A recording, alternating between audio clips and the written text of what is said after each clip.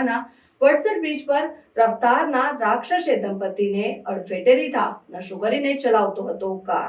વડોદરાના Vadsar JDC bridge પર સવારે એક તીવ્ર ગતિએ ચાલી રહેલી કારે એક્ટિવા પર સવાર દંપતીને અડફેટે લીધા હતા. બંનેને સ્થળ ઉપર લોકોની મદદથી સારવાર માટે હોસ્પિટલ ખસેડવામાં આવ્યા, જ્યાં તેમને સામાન્ય ઈજાઓ થઈ હોવાનું જાણવા મળ્યું છે. અકસ્માત બાદ કાર ચાલક ઘટના સ્થળેથી ભાગી જવાનો પ્રયાસ કરી રહ્યો હતો, પરંતુ થોડી જ દૂર પર તેણે બીજા કાર સાથે અથડામણ કરી. આ ઘટનાને જોઈને રસ્તેથી પસાર થતા અને વાહન ચાલકો આગળ વધીને કાર ચાલકને ઝડપી લીધો. પ્રાથમિક માહિતી મુજબ કાર ચાલકના વ્યવહાર અને ચાલવામાં તાલમેલ ન હોવાથી નશાની હાલતમાં હોવાનો આશંકા વ્યક્ત કરવામાં આવી છે.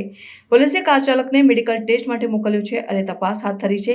માંજલપુર પોલીસે અકસ્માત અને સામસામા અકસ્માતના કેસ સાથે નશો કરીને વાહન ચલાવવાનો ગુનો નોંધ્યો છે. આમ શહેરમાં વધતી વાહન ચલનની બેદરકારી સામે કડક પગલાં લેવાની જરૂરિયાત વધુ તીવ્ર બની છે. હું મારા હસબન્ડને જ્યુપિટર લઈને આવતી હતી જ્યુપિટરથી. તો અમે વડસર બ્રિજ ઉતર્યા ને, તો ઉતરતી વખતે એક આ ગાડીવાળો પાછળથી અમને બહુ જ સ્પીડમાં ઠોકી, એટલે અમે પડી ગયા બંને જણ.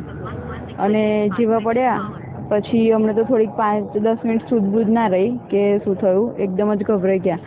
અને પછી થોડીક વાર પછી મારી આંખ ખુલીને તો મેં જોયું ને, તો બધી બહુ પબ્લિક આગળની સાઈડ વડસર પેટ્રોલ પંપ છે ને ત્યાં બધી ભેગી થઈ હતી. એટલે એ જ ગાડીવાળાએ બીજા આગળ ગાડીવાળા જોડે અથાડી દીધી હતી અને બીજી એક ગાડી જોડે સેટ ટક્કર કરી હતી એવી. અને પછી અમે ત્યાં પહોંચ્યા ધીરે ધીરે. થોડીક વાર પછી અમે 5-10 મિનિટ પછી પહોંચ્યા. ત્યાંથી અમને બધાએ ઊભા રાખ્યા.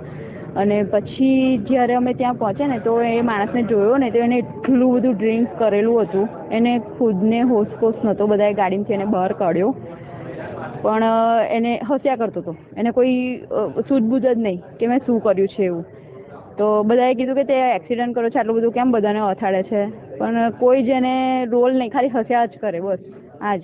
પછી મારા જેઠ ત્યાંથી જતા હતા એટલે એમને ઊભી રાખી ગાડીને, જોયું કે કોણનો એક્સિડન્ટ થયો છે. તો અમને જોયા, તો પછી એમને કોલ કર્યો 100 નંબર પર. પછી આવી રીતે પોલીસને બોલાવી ને એવું બધું થયું. અને પછી અત્યારે અમે માંજલપુર પોલીસ સ્ટેશનમાં 8 વાગે આવ્યા અને અત્યારે ફરિયાદ બધી નોંધાઈ છે. એટલે મેં અહીં ફરિયાદ કરવા માટે એટલા માટે છે કે મને વાગ્યું છે, જો હાથ પગ ને એવું છોલાયું છે.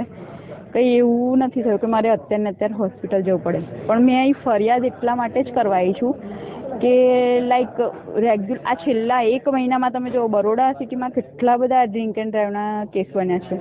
તો આવા લોકો જે ડ્રિંક કરીને ડ્રાઈવ કરે છે, અને અમે નોર્મલ જે ગાડી લઈને જતા લોકો હોય ધીમી સ્પીડ પર, તો એ લોકોને અથાડીને જતા રહે, એમાં અમારું શું વાંક?